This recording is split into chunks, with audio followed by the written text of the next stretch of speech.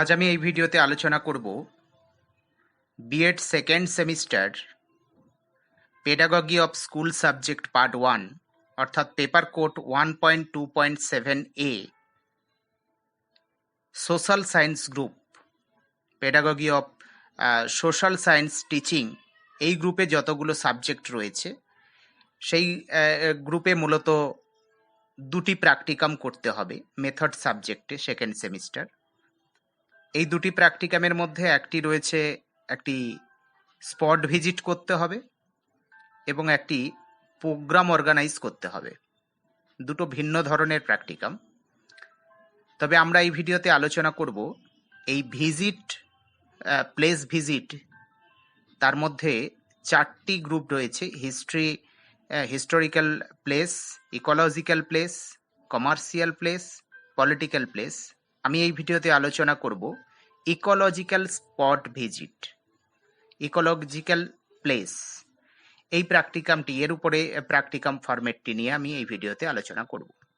অর্থাৎ যারা জিওগ্রাফি এবং এডুকেশন সাবজেক্টের রয়েছে এবং সোশিওলজি সাবজেক্টের রয়েছে তারা মূলত এই প্র্যাকটিকামটি করতে পারবে। ইকোলজিক্যাল প্লেস এর উপরে আমি প্র্যাকটিকামটি ডিসকাস করব। প্রথমে শিক্ষকের তত্ত্বাবধানে সেই সাবজেক্টের স্টুডেন্টদের নিয়ে একটি গ্রুপ নির্বাচন হবে এবং তারা কোন ইকোলজিক্যাল প্লেসটি ভিজিট করতে চাইছে সেটিকে তারা প্রথমে নির্বাচন করবে। সেই মতো তাদের সেই টাইটেলটা তার উপরেই ডিপেন্ড করছে। সেটি কিন্তু আমি নির্বাচন করে এই ভিডিওতে আলোচনা করব না। আমি স্পটটির নাম না উল্লেখ করেই কিন্তু আমি এই ফরম্যাটটি ডিসকাস করব, একটি খসড়া উল্লেখ করব। ইকোলজিক্যাল স্পট ভিজিট সংক্রান্ত কোনো প্র্যাকটিকাম করতে গেলে কেমন করে সেই প্র্যাকটিকাম খসড়াটি তৈরি করা যায় সেটি আমি মূলত আলোচনা করছি। প্রথমে এই প্র্যাকটিকামের একটি পয়েন্ট হবে পয়েন্ট নাম্বার 1, যেটি স্ক্রিনে দেখা যাচ্ছে, ভূমিকা। আমি কিন্তু পেজ অর্ডার অনুসারে বলে যাব, সেটিকে একটু নোট করতে হবে। ভূমিকা, এই ভূমিকাতে আমরা লিখব অ্যাকচুয়ালি আমরা কি করতে চাইছি, অর্থাৎ যে স্পটটি আমরা নির্বাচন করলাম আমরা সেই স্পটটিতে কি করতে চাইছি। অর্থাৎ আমরা তো বুঝতেই পারছি টাইটেল অনুসারে আমরা একটি ইকোলজিক্যাল স্পট ভিজিট করছি, সেখানকার ইকোলজিক্যাল কন্ডিশন আমরা মূলত অবজার্ভ করব, তার উপরে আমরা একটি ভূমিকা লিখব একটি পেজের উপরে। সেটি স্থানটি সংক্রান্ত হতে পারে, তার একটি বেসিক ধারণা দিয়ে আমরা এই ভূমিকাটি মূলত উল্লেখ করব, উপস্থাপন করবার চেষ্টা করব, সেটি কিন্তু একটি পেজে। পরবর্তীতে পয়েন্ট নাম্বার 2, স্থানটি নির্বাচনের প্রেক্ষাপট। আমি সেই স্থানটি, যে স্থানটি আমি নির্বাচন করার কথা ভেবেছি, আমরা আলোচনা করে সিদ্ধান্ত করলাম টিচার উইথ স্টুডেন্ট, সেই স্থানটি নির্বাচনের প্রেক্ষাপট, অর্থাৎ কেন আমি সেই স্থানটি নির্বাচন করলাম ইকোলজিক্যাল স্পট ভিজিট করার কথা মাথায় রেখে আমি কেন সেই স্থানটি নির্বাচন করলাম, তার কি কি প্রেক্ষাপট রয়েছে। এমনটা হতে পারে সেখানকার ইকোলজিক্যাল ব্যাকগ্রাউন্ড খুব আকর্ষণীয়, সেখানকার ইকোলজিক্যাল ব্যাকগ্রাউন্ড যথেষ্ট ইম্পর্টেন্ট, সেখানকার ইকোলজিক্যাল এনভায়রনমেন্টাল এবং ইকোলজিক্যাল কন্ডিশনের উপর ডিপেন্ড করে প্রচুর পশু পাখি মানুষ সেখানে আসে, এইরকম কোনো ব্যাকগ্রাউন্ড নিশ্চয়ই সেখানে রয়েছে, নাহলে কেন আমি সেই স্থানটি নির্বাচন করব। অর্থাৎ আমি মনেই করছি যে কোনো পার্ককে আমি নির্বাচন করলাম কিংবা কোনো নির্দিষ্ট দ্বীপকে আমি নির্বাচন করলাম, সেখানে প্রচুর ফরেস্ট এরিয়া রয়েছে, এইরকম যে স্থানগুলো রয়েছে সেই স্থানগুলি আমি কেন নির্বাচন করলাম তার ব্যাকগ্রাউন্ডটি আমি এখানে লিখব, প্রেক্ষাপটটি কি।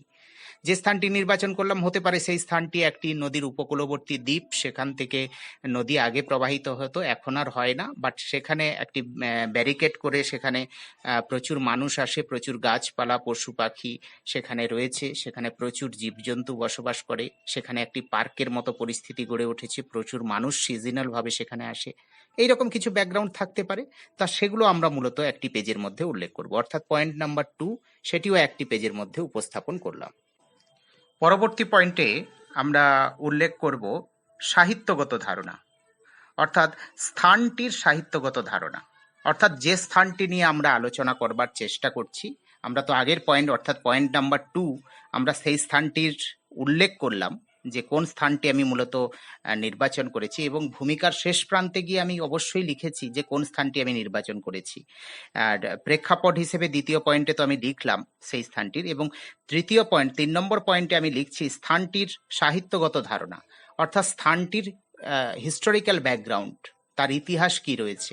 আমি যেটা একটু আগেই বললাম, এমনটা হতে পারে সেটি আগের কোনো নদীর বদ্বীপ অঞ্চল, আগে সেখান থেকে নদী প্রবাহিত হতো, আগে সেখানে জাহাজ চলাচল করত, এমন হতে পারে সেখানে আগে প্রচুর গাছ ছিল এখন আর নেই, এমন হতে পারে সেখানে প্রচুর বড় বড় গাছ থাকতো, বড় বড় পশু থাকতো, পশু পাখি প্রচুর আসতো, পরিযায়ী পাখি আসতো, সেটি এখন আর আসে না। এই যে ঐতিহাসিক ব্যাকগ্রাউন্ড, অর্থাৎ তার আগের কি ইতিহাস ছিল, সেই স্থানটিকে আগে মানুষ কোন কোন দিক থেকে বেশি চিনতো, বেসিক্যালি আমরা ইকোলজিক্যাল ব্যাকগ্রাউন্ড দিয়ে কিন্তু সেটি উপস্থাপন করবার চেষ্টা করব। ওকে, সেটি মূলত একটি পেজে উপস্থাপন করব, এবং পয়েন্ট নাম্বার 3 একটি পেজ। এবার চলে যাচ্ছি পয়েন্ট নাম্বার 4। পয়েন্ট নাম্বার 4-এ মূলত মানচিত্রগত অবস্থান, অর্থাৎ যে স্থানটি আমি নির্বাচন করলাম, এত সময় ধরে যে স্থানটির কথা আমি উল্লেখ করলাম, সেই স্থানটির মানচিত্রগত অবস্থান, অর্থাৎ যে স্থানটি আমি নির্বাচন করেছি তার ডিস্ট্রিক্ট, প্রথমে থাকবে রাজ্যের মানচিত্র, রাজ্যের কোন জায়গাতে সেই ডিস্ট্রিক্টটি অবস্থিত সেটিকে মার্কিং করা হবে, এবং সেখান থেকে আবার ইন্ডিকেট করে দেখাতে হবে যে সেই স্থানটি অ্যাকচুয়ালি কোথায়। যেমন করে দেখা যাচ্ছে, ঠিক এই রকম করেই কিন্তু একটি পেজের মধ্যে উপস্থাপন করতে হবে এই মানচিত্রগত স্থানটির অবস্থান। এটিও একটি পেজের মধ্যে উপস্থাপন হবে, অর্থাৎ পয়েন্ট নাম্বার 4 একটি পেজ। পরবর্তীতে পয়েন্ট নাম্বার 5 পর্যবেক্ষণ ও তথ্য সংগ্রহ। এই পয়েন্টটির আন্ডারে মূলত রয়েছে একটি মেন পয়েন্ট, সেটি হচ্ছে 5.1 প্রাকৃতিক পরিবেশ। অবশ্যই স্থানটির প্রাকৃতিক পরিবেশ নিয়ে আমরা আলোচনা করব, তবে 5.b এখানে প্রথমে স্থানটির নাম লিখতে হবে, তারপরেই লেখা হবে পরবর্তী কথাটা, স্থানটি নাম দিয়ে তারপরে লেখা হবে প্রাকৃতিক পরিবেশ। এই প্রাকৃতিক পরিবেশ এর পরবর্তী পর্যায়ে আমরা তাকে কতগুলো পয়েন্ট আকারে পরপর করে আলোচনা করব। অর্থাৎ পয়েন্ট নাম্বার 5 পর্যবেক্ষণ ও তথ্য সংগ্রহ, এর আন্ডারে 5.a প্রাকৃতিক পরিবেশ, 5.a.1 জলবায়ু।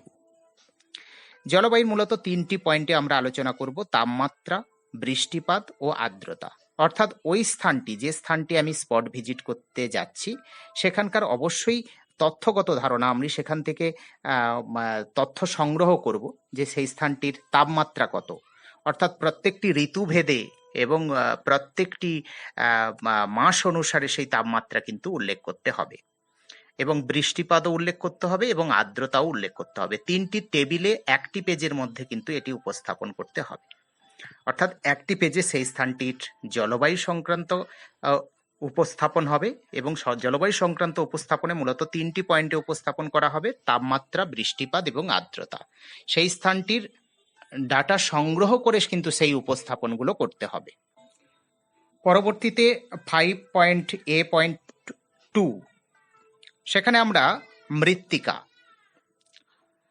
এই পয়েন্টটি রয়েছে। এই পয়েন্টটি মৃত্তিকাকে আমরা আবার একটি পেজের মধ্যে এই 3টি পয়েন্টে এর ব্যাখ্যা বিশ্লেষণ করব, তথ্য সংগ্রহের উপস্থাপন করব। সেই 3টি পয়েন্ট হচ্ছে মৃত্তিকার ধরন, মৃত্তিকার গঠন ও মৃত্তিকার উর্বরতা। তাহলে মৃত্তিকার ধরন, মৃত্তিকার গঠন, মৃত্তিকার উর্বরতা, এই উপস্থাপনটি করব। মৃত্তিকার ধরন বলতে আমি সেখানকার মৃত্তিকা কেমন ধরনের, অর্থাৎ সেটি আমাদের জিওগ্রাফিক্যাল কনসেপ্টের উপর ভিত্তি করে বা বায়োলজিক্যাল সয়েলের কন্ডিশনের উপর ভিত্তি করে সেই মৃত্তিকাটি কি ধরনের মৃত্তিকা তার উল্লেখ করতে হবে, অর্থাৎ সেটি বেলে মাটি, না সেটি ল্যাটেরাইট মৃত্তিকা, সেটি কি অ্যালুভিয়াল সয়েল, বা সেটি কি ধরনের মৃত্তিকা, তার ব্যাখ্যা কিন্তু উপস্থাপন সেখানে করতে হবে। অবশ্যই এই সকল উপস্থাপনগুলোর ক্ষেত্রে ছবি ইউজ করা যেতে পারে, ছোট ছোট ছবি, সেটি পাশে উল্লেখ করা যেতে পারে, উপস্থাপন করা যেতে পারে, এটি উল্লেখ করতে হবে। তবে অবশ্য তথ্যগত ধারণা নিয়ে সেখান থেকে তথ্য সংগ্রহ করে কিন্তু এই উপস্থাপনটা করতে হবে, কারণ স্পট ভিজিট করতে গিয়ে এই সকল তথ্য এক্সপ্লেন করে উপস্থাপন করা যায় না। ওকে। পরবর্তীতে রয়েছে মৃত্তিকার গঠন। মৃত্তিকার গঠন বলতে সেখানকার মৃত্তিকার অ্যাকচুয়ালি গঠন কেমন রয়েছে, অর্থাৎ এমনটাও হতে পারে সেই স্থানটির উপরিভাগে বালি মাটি রয়েছে, নিচে তার পলি মাটি রয়েছে, তার নিচে হয়তো ল্যাটেরাইট মৃত্তিকার সন্ধান পাওয়া গেছে, বা সেই অঞ্চলটি প্রচুর পরিমাণে ল্যাটেরাইট মৃত্তিকা দ্বারা আবৃত, এমনটাও হতে পারে। তো সেই কথাগুলো মূলত এখানে লিখতে হবে, সেখানকার মৃত্তিকার গঠন সংক্রান্ত কি তথ্য রয়েছে সেই তথ্য সংগ্রহ করতে হবে এবং তার উপস্থাপন করতে হবে। একটি পেজের মধ্যে মূলত 3টি পয়েন্টের, এটাও দ্বিতীয় পয়েন্টে সেখানে উল্লেখ করতে হবে। তারপরে তৃতীয় স্টেপে মৃত্তিকাতে রয়েছে মৃত্তিকার উর্বরতা। এই যে স্থানটির কথা আলোচনা করছি, এই স্থানটির মৃত্তিকার উর্বরতা কেমন সেটিও একটি প্যারা করে উপস্থাপন করতে হবে। তাহলে পয়েন্ট নাম্বার 5.A.2 মৃত্তিকা, একে 3টি পয়েন্টে আমি উপস্থাপন করলাম এবং সেটি তথ্য সংগ্রহ করে উপস্থাপন করলাম একটি পেজের মধ্যে। ওকে, পরবর্তীতে চলে যাচ্ছি পয়েন্ট 5.A.3 বিভিন্ন ধরনের উদ্ভিদ। বিভিন্ন ধরনের উদ্ভিদের ব্যাখ্যা মূলত আমরা এখানে করব, তথ্য উপস্থাপন করব মূলত 2টি পয়েন্টে। একটি হচ্ছে দৃঢ় কাণ্ড বিশিষ্ট উদ্ভিদ এবং নরম কাণ্ড বিশিষ্ট উদ্ভিদ। দৃঢ় কাণ্ড বিশিষ্ট উদ্ভিদের ক্ষেত্রে আমি কোন কোন উদ্ভিদগুলোকে দৃঢ় কাণ্ড বিশিষ্ট উদ্ভিদের ক্ষেত্রে আমি ফেললাম তার একটা টেবিল করব এবং তাকে আমি উপস্থাপন করব যে কোন কোন ধরনের উদ্ভিদগুলোকে আমি এই দৃঢ় কাণ্ড বিশিষ্ট উদ্ভিদের মধ্যে ফেললাম তা আমি একটু প্যারা করে লিখে দেব এবং একটি টেবিল করে সেখানকার কি কি ধরনের দৃঢ় কাণ্ড বিশিষ্ট উদ্ভিদ তার টেবিল করে উপস্থাপন করব। এবং পরবর্তী পয়েন্টে নরম কাণ্ড বিশিষ্ট উদ্ভিদগুলোর কাদেরকে আমি নরম কাণ্ড বিশিষ্ট উদ্ভিদ হিসেবে নির্বাচন করলাম ওই স্থানটিতে, এবং সেটি একটি টেবিল করে উপস্থাপন করব কি কি ধরনের নরম কাণ্ড বিশিষ্ট উদ্ভিদগুলো আমি দেখতে পাচ্ছি। এটিও কিন্তু একটি পেজের মধ্যে উপস্থাপন করব। পরবর্তীতে 5.A.4 কৃষিকাজ এবং কৃষিজ ফসল। অর্থাৎ ওই স্থানটির এই পয়েন্টটি আলোচনা করতে গিয়ে আমরা এটিকেও 2টি পয়েন্টে বিশ্লেষণ করব, তথ্য উপস্থাপন করব। স্থায়ী কৃষিকাজ এবং ঋতুভিত্তিক কৃষিকাজ। অর্থাৎ ওই স্থানটির স্থায়ী কৃষি বলতে আমরা কাদেরকে নির্বাচন করলাম সেটি একটি প্যারা করে লিখব, এবং ওই অঞ্চলে স্থায়ী কৃষি কোনগুলো। স্থায়ী কৃষি মিনস আমি বলতে চাইছি যেটা সারা বছর ধরে যে সকল কৃষিকাজগুলো হয়ে থাকে সেগুলোকে স্থায়ী কৃষি হিসেবে উল্লেখ করাটা দরকার। এবং ঋতুভিত্তিক কৃষি বলতে যেগুলো সিজনাল কৃষি হয়, যেমন আম চাষ, লিচু চাষ, এগুলো কিন্তু ঋতুভিত্তিক হয়। আবার দেখা যাচ্ছে কোনো নির্দিষ্ট সবজি যেটাকে কন্টিনিউ চাষ করা যাচ্ছে, যেমন ধান চাষ ঋতুভিত্তিক হয়, আবার সিজনাল না হয়েও হতে পারে বিকল্প।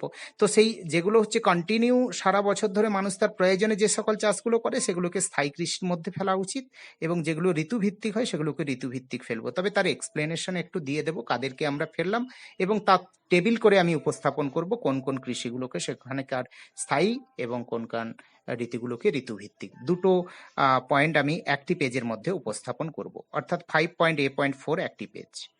পরবর্তীতে 5.A.5 ফল ও ফুল চাষ। অর্থাৎ এটিকেও আমি 2টো পয়েন্টে উপস্থাপন করব, স্থায়ী ফল ও ফুল চাষ এবং ঋতুভিত্তিক ফল ও ফুল চাষ।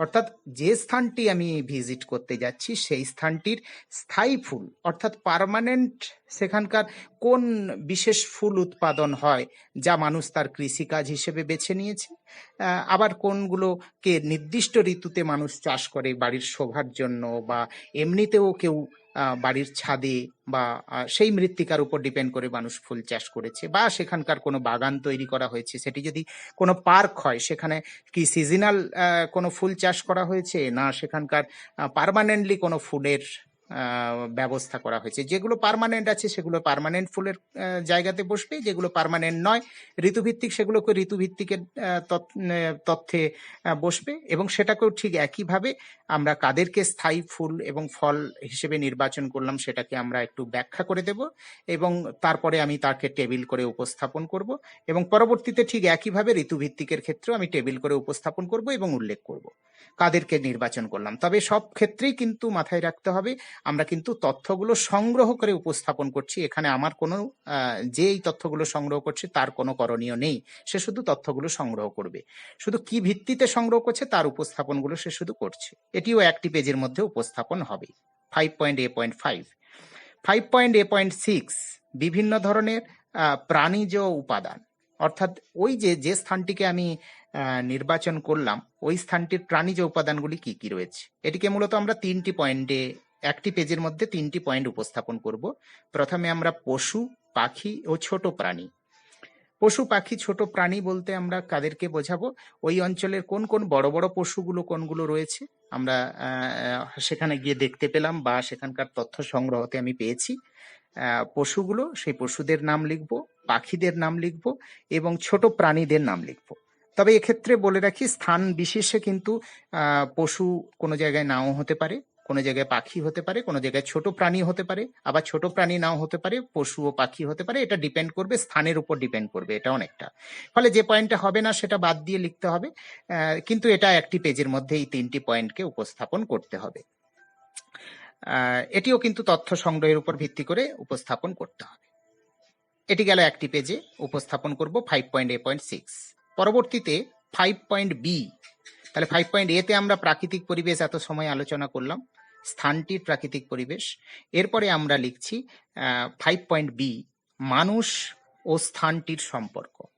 অর্থাৎ ওই যে স্থানটির কথা আমরা আলোচনা করলাম সেই স্থানের সাথে মানুষের কেমন সম্পর্ক, সেটি কিন্তু আমি একটি পেজের মধ্যে উপস্থাপন করব। পারলে আমি সেটিকে পয়েন্টে উপস্থাপন করতে পারি, না হলে প্যারা করেও লিখতে পারি। মানুষের সম্পর্কটা আমরা কোন দিক থেকে বিচার করব? যদি সেটা মনে করা যায়, যদি সেটা কোনো পার্ক হয়, যদি সেটা কোনো নদীর উপকূল ভাগ হয়, যদি সেটা কোনো নদীর অসংরক্ষিত বনভূমি হয়, তাহলে সেখানকার মানুষের সম্পর্ক কেমন? এমনও হতে পারে যদি অসংরক্ষিত বনভূমি হয় তাহলে সেই স্থানটিতে মানুষ অবাধে গিয়ে গাছপালা কাটে, সেখানকার গাছপালা কাটে, গাছপালা সংগ্রহ করে, মধু সংগ্রহ করে, সেখানকার বনের পাতা সংগ্রহ করে, শাল গাছের বন থাকলে শাল পাতা সংগ্রহ করে, হতে পারে। আবার এমনটাও হতে পারে যদি কোনো সংরক্ষিত এলাকা হয়, কোনো দ্বীপ বা কোনো নির্দিষ্ট ইকোলজিক্যাল কোনো পার্ক হয়, যেখানে নির্দিষ্ট টিকিটে কেটে সেখানে প্রবেশ করতে হয়, তাহলে সেখানকার সাথে মানুষের সম্পর্ক কি? পর্যটন শিল্প হিসেবে গড়ে উঠেছে, দর্শনীয় স্থান হিসেবে গড়ে উঠেছে, মানুষ সেখানে যায়, মানুষ সেখানে পিকনিক করে, মানুষের সেখানে নির্দিষ্ট টাইমে গিয়ে বিনোদন করে, মানুষ তার পরিবার নিয়ে সেখানে বেড়াতে যায়, মানুষ তাদের মানসিক পরিস্থিতির ভারসাম্যকে হালকা করতে সেখানে যায়, হতে পারে। অর্থাৎ যে স্থানটি আমি নির্বাচন করছি সেটির অ্যাসপেক্ট কি রয়েছে, মানুষ কিভাবে সেটিকে নেয়, সেটি আমি উল্লেখ করব। যদি সেটা নদীর উপকূল, এমনও হতে পারে নদীর বদ্বীপ অঞ্চল বাট সেখানে কোনো গাছপালা নেই, তাহলে মানুষ সেখানে হয়তো এমনও হতে পারে মানুষ প্রচুর বেড়াতে যায়, পিকনিক করতে যায়, মানুষ সেখানে কোনো অনুষ্ঠান করে, কোনো অনুষ্ঠানের আয়োজন করে, হতে পারে। তো মানুষ সেই জায়গাটিতে কেমন করে মানুষ ব্যবহার করে তার ব্যাখ্যা কিন্তু আমি এখানে পয়েন্ট আকারে উপস্থাপন করতে পারি, আবার সেটিকে আমি প্যারা আকারে উপস্থাপন করতে পারি, তবে একটি পেজের মধ্যে উপস্থাপন করব। পরবর্তীতে চলে যাব পয়েন্ট নাম্বার 6, তথ্য বিশ্লেষণ ও বাস্তুতান্ত্রিক সমস্যা নির্বাচন। তথ্য বিশ্লেষণ ও বাস্তুতান্ত্রিক সমস্যা নির্বাচন। তাহলে বাস্তুতান্ত্রিক সমস্যা নির্বাচন এবং তথ্য বিশ্লেষণ, অর্থাৎ এত সময় ধরে যে পয়েন্ট নাম্বার 5-এ আমি যা কিছু সংগ্রহ করেছি এগুলো তথ্য। এবার আমি 6 নম্বর পয়েন্টে আমি কিন্তু তথ্যের বিশ্লেষণ করব। বিশ্লেষণের জায়গাতে কি লিখব? বিশ্লেষণ করব কিন্তু তথ্য সংগ্রহে যে পয়েন্টগুলো দিয়ে আমি তথ্য সংগ্রহ করেছি ঠিক একই পয়েন্টগুলোকে উল্লেখ করেই কিন্তু আমি তথ্য বিশ্লেষণ করব। অর্থাৎ দেখা যাচ্ছে নিশ্চয়ই 6.A, এখানে জলবায়ু, জলবায়ুর তথ্য আমি পেয়েছিলাম, তার নির্দিষ্ট ঋতুতে যে তাপমাত্রা, বৃষ্টিপাত, আর্দ্রতা ইত্যাদি আমি 3টি পয়েন্টে ভাগ করে সংগ্রহ করেছি তথ্যগুলো। এখানে আমি ব্যাখ্যা করব যে সেই নির্দিষ্ট ঋতুতে জানুয়ারি মাসে কতটা আর্দ্রতা থাকে, কতটা বৃষ্টিপাত হয়, ফেব্রুয়ারিতে কতটা বৃষ্টিপাত, তাপমাত্রা, আর্দ্রতা থাকে, প্রত্যেকটি মাস আকারে আমি যে তথ্যগুলো পেয়েছিলাম সেগুলো এখানে কিন্তু ব্যাখ্যা করব। তবে একটি ছোট্ট প্যারা আকারে ব্যাখ্যা করব, কারণ আমি 4টে পয়েন্ট নিয়ে কিন্তু একটা পেজের মাধ্যমে উপস্থাপন করব। তো পরবর্তী পর্যায়ে চলে যাই 6.B, মৃত্তিকা। এর ক্ষেত্রেও ঠিক একইভাবে মৃত্তিকার ক্ষেত্রে আমি যেমন তথ্য সংগ্রহতে পেয়েছিলাম মৃত্তিকার ধরন, মৃত্তিকার গঠন, মৃত্তিকার উর্বরতা, এখানে 3টে পয়েন্ট যে আমি তথ্য সংগ্রহতে 3 ধরনের তথ্য সংগ্রহ করেছি, এখানে কিন্তু আমি একটি প্যারা করে আমি তার বিশ্লেষণ করব যে সেই মৃত্তিকা কেমন ধরনের, তার উর্বরতা কেমন, কেমন তার গঠন প্রকৃতি ইত্যাদি বিশ্লেষণ করব। পরবর্তী পর্যায়ে সেই বিশ্লেষণে কিন্তু অবশ্যই নিজের ধারণা থাকতে পারবে, সম্পূর্ণ নিজের ধারণাতে এই বিশ্লেষণ পেজটা কিন্তু নিজের ধারণাতে হবে। পরবর্তী পর্যায়ে 6.C, সেখানে কিন্তু উদ্ভিদ, উদ্ভিদ নিয়ে আমি বিশ্লেষণ করব। উদ্ভিদের ক্ষেত্রে আমি সেখানে আগেও পেয়েছিলাম যে দৃঢ় কাষ্ঠ বিশিষ্ট উদ্ভিদ এবং নরম কাষ্ঠ বিশিষ্ট উদ্ভিদের তথ্য সংগ্রহ করেছি। এখানে আমি তাদের ব্যাখ্যা করব যে কেন সেখানে কতটা নরম কাষ্ঠ বিশিষ্ট উদ্ভিদ দেখা যায়, কতটা দৃঢ় কাষ্ঠ বিশিষ্ট উদ্ভিদ দেখা যায়। এখানে আমি বিশ্লেষণ করব কেন দেখা যায়, কেন দিয়ে আমি কিন্তু বিশ্লেষণের প্রত্যেকটি জায়গাগুলোতে কিন্তু আমি আমার মতামত পেশন করব এবং আমার ধারণা দিয়ে বিশ্লেষণ করব কেন। ঠিক আগে যেমন জলবায়ুর ক্ষেত্রে আমি পার্থক্যটি বিশ্লেষণ করার ক্ষেত্রে কেন দিয়ে ব্যবহার করব, অর্থাৎ কেন এতটা বৃষ্টিপাত হচ্ছে, কেন এত কম বৃষ্টিপাত হচ্ছে, কেন এত আর্দ্রতা বেশি ব্যাখ্যা করব। মৃত্তিকার ক্ষেত্রেও ঠিক একইভাবে কেন এর মৃত্তিকার গঠনটি এইরকম, কেন এর মৃত্তিকার উর্বরতা কম, কেন এই মৃত্তিকা কৃষিকাজে অপরিণত কিংবা বেশি কৃষিকাজ হতে পারে, সেগুলো নিয়ে আমরা ব্যাখ্যা করব। এবং উদ্ভিদের ক্ষেত্রেও ঠিক একইভাবে। ফলে মাথায় রাখতে হবে এখানে কিন্তু point number 6A, 6B, 6C এই তিনটি পয়েন্টের বিশ্লেষণ কিন্তু একটি পেজের মধ্যে হবে। আবারও বলছি 6.A, 6.B, 6.C এই তিনটি পয়েন্টের বিশ্লেষণ কিন্তু একটি পেজের মধ্যে উপস্থাপন করতে হবে। পরবর্তী পর্যায়ে 6.D কৃষিকাজ। কৃষিকাজের ক্ষেত্রেও ঠিক একইভাবে আমরা কৃষিজ ফসল হিসেবে যেগুলো পেয়েছিলাম স্থায়ী কৃষি এবং ঋতুভিত্তিক কৃষি, তার ব্যাখ্যা আমরা করব, কেন দিয়ে অবশ্যই বিশ্লেষণ করব এবং সম্পূর্ণ বিশ্লেষণ আমি এখানে কিন্তু উপস্থাপন করব। তবে মাথায় রাখতে হবে কেন আমি সিজনাল কৃষিগুলোর উপরে মানুষ প্রাধান্য দিয়েছে ওখানে, না ওখানে কোনো সিজনাল কৃষি হয় না, না ওখানে পার্মানেন্ট কৃষির উপরে বেশি গুরুত্ব দেয়, না বেশি মানুষ সিজনাল কৃষির উপরে বেশি গুরুত্ব দেয়। তবে যেটাই দিক না কেন সেটার কারণ মানে কেন আমি তার ব্যাখ্যাটা কিন্তু উপস্থাপন করব। পরবর্তী পর্যায়ে 6.E ফল ও ফুল চাষ, সেটির ক্ষেত্রেও আমি ঠিক একইভাবে ফল ও ফুল চাষ, সিজনাল এবং স্থায়ী ফল ও ফুল চাষ সংক্রান্ত বিষয়বস্তুগুলো উপস্থাপন করব। তবে ঠিক একইভাবে কেন সেটি সিজনাল বেশি হচ্ছে না স্থায়ী ফল ও ফুল চাষ বেশি হচ্ছে তার ব্যাখ্যাগুলো আমি সেখানে উপস্থাপন করব। এটিও কিন্তু আমি আমার কেন দিয়ে প্রশ্ন করে তার উল্লেখ কিন্তু আমি করব। এবং 6.F প্রাণীজ উপাদান, অর্থাৎ সেই জায়গায় যে প্রাণীজ উপাদানগুলো আমি পেয়েছিলাম, আমি বলেছিলাম পশু পাখি ছোট প্রাণী, তার মধ্যে কেন ভেরিয়েশন রয়েছে বা সেটা কতটা প্রাঞ্জল, সেটা কতটা ভালো পাওয়া যাচ্ছে সেখানে, কিংবা কোন কোন ধরনের প্রাণীগুলো বসবাস করে, কেন সেই প্রাণীগুলো বসবাস করছে তার ব্যাখ্যা করব। তবে 6.D, 6.E ও 6.F এই তিনটি নিয়ে কিন্তু একটি পেজের মধ্যে উপস্থাপন করব। এর পরবর্তীতে চলে যাচ্ছি যে মানুষ ও স্থানটির নির্ভরশীলতার সম্পর্ক, নির্ভরশীল সম্পর্ক, মানুষ ও স্থানটির নির্ভরশীল সম্পর্ক, এটি একটি পেজের মধ্যে উপস্থাপন করব। এখানে আমি মূলত লিখব যে মানুষের সাথে সেখানকার সম্পর্কটা কেমন। আমরা আগে তথ্য সংগ্রহতে পেয়েছি যে মানুষ সেখানকার কেমন মানুষ ব্যবহার করছে, কেমন মানুষ সেই জায়গাটির উপরে নির্ভরশীল, তার তথ্য আমরা পেয়েছিলাম। আমি বলেছিলাম যে সেটা কোন দিক থেকে মানুষ সেই স্থানটির উপর নির্ভরশীল সে তার তথ্য আমাদের সংগ্রহ করতে হবে।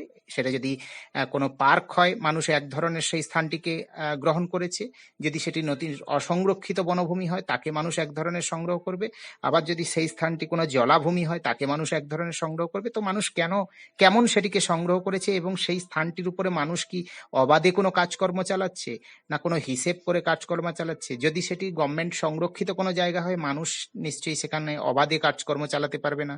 যদি অসংরক্ষিত জায়গা হয় সেখানে মানুষ অনেক বেশি কার্যকলাপ স্বেচ্ছাচারিতা চালাবে, বনভূমি কেটে ফেলবে, সেখানকার নদীর বালি সংগ্রহ করবে। তো সেই স্থানটি নিয়ে আমরা মানুষ কেমন করে সেই স্থানটিকে ব্যবহার করছে হতে পারে আমরা তাকে প্যারা করে উপস্থাপন করতে পারি, কিংবা তার বিশ্লেষণে আমি যে তথ্যগুলো পেয়েছিলাম ওই পয়েন্ট নাম্বার 1.5-এ 5.B-তে সেই তথ্যগুলো আমরা এখানে উপস্থাপন করব। তবে উপস্থাপনের ক্ষেত্রে যে পয়েন্ট আকারে উপস্থাপন করতে পারি কিংবা প্যারা আকারে উপস্থাপন করতে পারি। পরবর্তীতে 6.H আমরা মূলত লিখব যে বাস্তুতান্ত্রিক সমস্যা, অর্থাৎ আমরা এত সময় ধরে 6 আলোচনা করতে গিয়ে 6.A থেকে G পর্যন্ত আমরা যে আলোচনাগুলো পয়েন্ট ভিত্তিক করেছি, সেই তথ্যগুলো যে বিশ্লেষণ করলাম, তার মধ্যে কি সমস্যা আইডেন্টিফাই করতে পেলাম। এমনটাও হতে পারে যে বিষয়টি আইডেন্টিফাই করতে পারবো সেটি মূলত একটি পেজের মধ্যে উপস্থাপন করতে হবে, তবে সেটি পয়েন্ট ভিত্তিক হতে পারে। অবশ্যই উপস্থাপন করলে পয়েন্ট ভিত্তিক ভালো হবে। সেই স্থানটিতে কেমন ধরনের সমস্যাগুলো আমি আইডেন্টিফাই করতে পেলাম। এমনও হতে পারে সেখানকার জলবায়ু, মানুষ প্রচুর পরিমাণে গাছ কেটে নেওয়ার কারণে সেখানকার জলবায়ু পরিবর্তন হচ্ছে, সেখানকার মৃত্তিকা খুব খারাপ ধরনের, মানুষ চাইলে সেই মৃত্তিকা পরিবর্তন করতে পারে, সেখানকার বড় উদ্ভিদগুলো ঝরে পড়ে যায়, সেখানকার উদ্ভিদগুলো সংরক্ষণ করা যায় না, সেখানকার কৃষিজ ফসলগুলো মানুষের গুরুত্ব দিয়ে সেখানে করে না, সেখানে গভর্নমেন্ট কোনো সহযোগিতা নেই, ফল ফুল চাষের উপরে মৃত্তিকা ভালো, হয়তো মানুষ যদি ফল ও ফুল চাষে মনোনিবেশ করে তাহলে সবচেয়ে বেশি উপকার হতে পারে, ফসলের পরিমাণ অনেক বেশি বৃদ্ধি পেতে পারে, এমনটা মনে হতে পারে। তবে কোন ধরনের সমস্যাগুলো সেখানে মূলত লক্ষ্য করা যাচ্ছে, যা নেগেটিভ দিক, অর্থাৎ যা হওয়া উচিত ছিল এবং হয়নি, সমস্যা বলে মনে হচ্ছে, সেই সমস্যাগুলো কিন্তু আমি এখানে উপস্থাপন করব। আবার সমস্যার মধ্যে উঠে আসতে পারে মানুষের স্বেচ্ছাচারিতার কথা, যেটা একটু আগেই বললাম, সেটা আবার এখানে সমস্যা আকারে উঠে আসতে পারে। তবে আমি এই সমস্যাগুলোকে কিন্তু পয়েন্ট আকারে আইডেন্টিফাই করার চেষ্টা করব, তবে একটি পেজের মধ্যে উপস্থাপন করব। পরবর্তী পর্যায়ে চলে যাই, পয়েন্ট নাম্বার 7। এখানে আমরা লিখব আমার ধারণা। এই পয়েন্টটিতে আমরা মূলত 10টি পয়েন্টে উপস্থাপন করতে হবে একটি পেজের মধ্যে। এই 10টি পেজের মধ্যে যে এই তথ্যগুলি বিশ্লেষণ করলো, সে মূলত 10টি পেজের মধ্যে তার সাজেশন লিখবে। তাহলে আগে আমরা লিখেছি 6.8 যে সমস্যা, এখানে আমরা লিখবো সাজেশন, অর্থাৎ ওই স্থানটির যা যা নেগেটিভ দিকগুলো আমি দেখলাম, যা সমস্যা দেখলাম, যা ত্রুটি দেখলাম, যা প্রবলেম বলে মনে হলো, সেই প্রবলেমগুলোকে সলভ করার জন্য একটা সাজেশন থাকবে। কি সাজেশন দেওয়া যেতে পারে, সেই 10টি সাজেশন কিন্তু দিতে হবে। সেই 10টি সাজেশন কিন্তু বিভিন্ন পয়েন্টকে ভিত্তি করেই কিন্তু দেওয়া যেতে পারে, এবং বিশ্লেষণ এক্সপিরিয়েন্স থেকে দিতে হবে, নিজের ভাষা থেকে দিতে হবে, নিজের অভিজ্ঞতা বিশ্লেষক মানসিকতা নিয়ে কিন্তু সেই 10টি পয়েন্টকে উপস্থাপন করতে হবে। এমন হতে পারে যে আমার সমস্যা দেখেছিলাম যে সেখানকার মানুষ প্রচুর পরিমাণে অবাধে, যেহেতু সংরক্ষিত অঞ্চল নয় তাই প্রচুর পরিমাণে গাছ কেটে নিয়ে চলে যাচ্ছে। তাহলে এই সমস্যার জন্য সমাধানের জন্য দিতে হবে যে সেখানকার বড় গাছগুলো যদি মানুষ কেটে নিয়ে চলে যায়, সেখানকার মাটির মধ্যে ক্ষয় তৈরি হবে, সেখানকার ইকোলজিক্যাল ব্যালেন্স নষ্ট হয়ে যাবে, সেখানকার যে পারিপার্শ্বিক ছোট গাছগুলো ক্ষতি হবে, সেখানকার ঝড়ঝাপটা বেড়ে যাবে।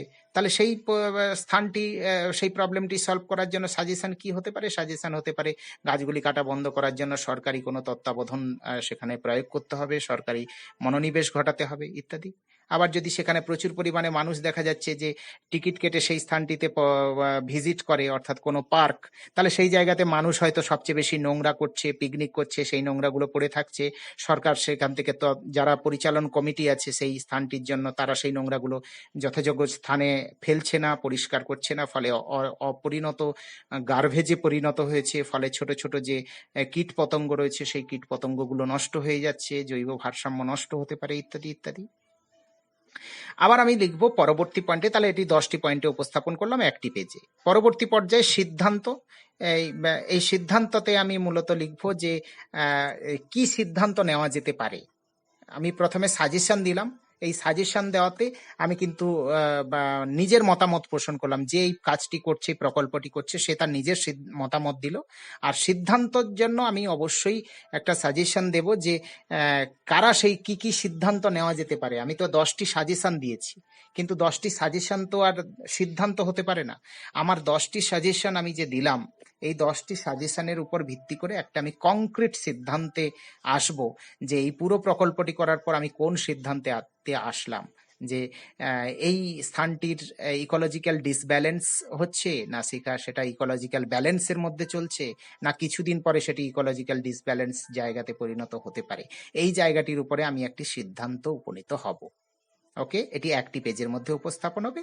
পরবর্তী পর্যায়ে অবশ্যই উপসংহার, এটিও একটি পেজের মধ্যে উপস্থাপন হবে, এবং তার পরবর্তী পর্যায়ে গ্রন্থানুপুঞ্জ, এখানেও কিন্তু একটি পেজের মধ্যে কোন কোন বইগুলি আমাকে সহযোগিতা করেছে এই তথ্য সংগ্রহের জন্য, কে আমাকে সহযোগিতা করেছে, সেখানকার গভর্নমেন্ট না সেখানকার মিউনিসিপ্যালিটি না সেখানকার পরিচালন কমিটি, কে আমাকে তথ্য সংগ্রহ করেছে, না কোনো প্রবীণ নাগরিক, কে তথ্য সংগ্রহ করে আমাকে সহযোগিতা করেছে, সেগুলোকে আমি লিপিবদ্ধ করব। এবং কোন বইটি আমাকে সহযোগিতা করেছে, কোন কোন ওয়েবসাইট আমাকে সহযোগিতা করেছে তথ্য সংগ্রহের জন্য, সেগুলো আমি উপস্থাপন করব। এবং ঠিক একইভাবে উপসংহারে বলার কিছু থাকে না, উপসংহারে একইভাবে সামগ্রিকভাবে আমি যা কিছু আলোচনা করলাম তার একটা শেষ সমাপ্তিকালীন মন্তব্যতে আমি একটি উপস্থাপন করব একটি পেজের মধ্যে। তবে মাথায় রাখতে হবে যে প্রাণী জগতের কথা যখন আমি আলোচনা করেছিলাম, সেখানকার প্রাণীজ উপাদান পশু পাখি এবং ছোট প্রাণী, ছোট প্রাণীদের ক্ষেত্রে কিন্তু অবশ্যই কীট পতঙ্গ, সেখানকার যা কিছু ইনসেক্ট রয়েছে সবকিছু কিন্তু উপস্থাপন করতে হবে টেবিল আকারে। এত সময় ধরে যা কিছু আলোচনা করলাম মোটামুটি এই পয়েন্টগুলিকে উপর ভিত্তি করে এই যদি কোনো স্থান ইকোলজিক্যাল স্থান ভিজিট অ্যানালাইসিস করা যায় তাহলে কিন্তু এটি যথাযথভাবে হবে বলে আমার মনে হয়। তবে একটা কথা মাথায় রাখতে হবে, যেই স্থানটি আমি ভিজিট করব সেই স্থানটিতে ভিজিট করতে যাওয়ার আগে কতগুলো শর্ত মাথায় রাখা দরকার।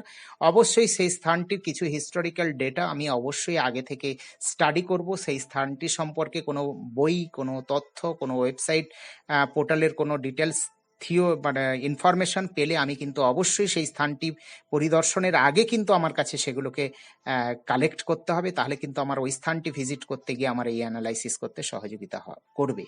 এবং যিনি শিক্ষক হিসেবে এই পরিচালনগুলোর সাথে বা এই কার্যকলাপের সাথে যুক্ত থাকবেন তিনি অবশ্যই আগে একটি ক্লাস নিয়ে কিন্তু যারা এই গ্রুপ করে এই স্থানটি ভিজিট করতে যাচ্ছে তাদেরকে অবগত করবে সেই স্থানটির হিস্টোরিক্যাল ব্যাকগ্রাউন্ড সম্পর্কে, সেই স্থানটির সাম্প্রতিক পরিস্থিতি সম্পর্কে এবং তার সম্পর্কে যা কিছু ইনোভেটিভ ইনফরমেশন থাকবে তা উপস্থাপন করা অত্যন্ত জরুরি। Thank you. আশা করি এই জায়গাটি সবকিছু বোঝা সম্ভব হবে। Thank you so much. ভিডিওটি লাইক করবেন, শেয়ার করবেন ও চ্যানেলটিকে সাবস্ক্রাইব করবেন।